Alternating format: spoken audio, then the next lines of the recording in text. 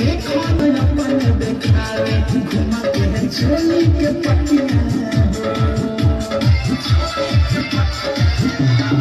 भूतलाल बतिया महाजहाज के बतिया देखो अपन दिखावे घुमाते हैं चोली के पटिया जब बोला जब के चीज हाथ भीतरी घुसा के सजाए के गीज भोलिए कदर खतून सिखाला आदि के पता किस के माल आदि के पता किस के